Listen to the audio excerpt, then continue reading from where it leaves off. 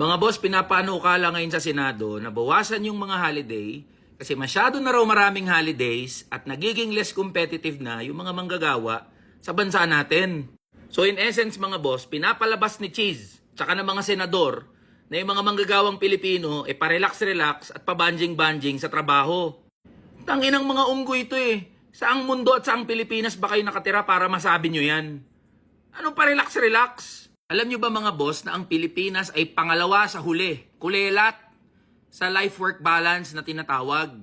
Ibig sabihin yan mga boss, yung mga Pilipino, puro trabaho na lang ang inaatupag. Wala nang oras makapag-relax, makapagpahinga, at enjoy yung oras para sa sarili. Sabi naman ng think tank na McKinsey, isa sa bawat 3 empleyado ang nakakaramdam ng burnout sa pagtatrabaho. At general truth na ang mga Pilipino ay overworked and underpaid.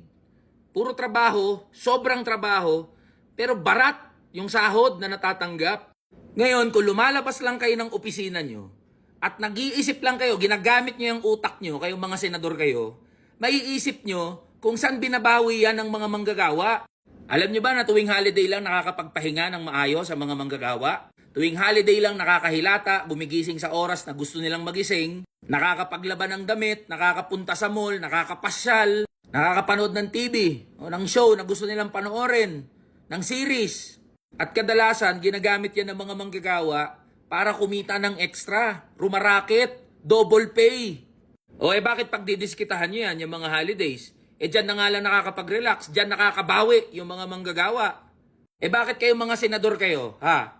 Nakaka-absent sa araw na gusto nyong umabsent. Hindi nga kayo on time magsipasok. Yung mga staff nyo, yung pumapasok ng maaga para magbukas ng mga opisina nyo at gawin yung mga trabaho. Tapos kayo, papasok na lang sa opisina kapag hapon na. Ang mas malala, nauuna pa kayong umuwi.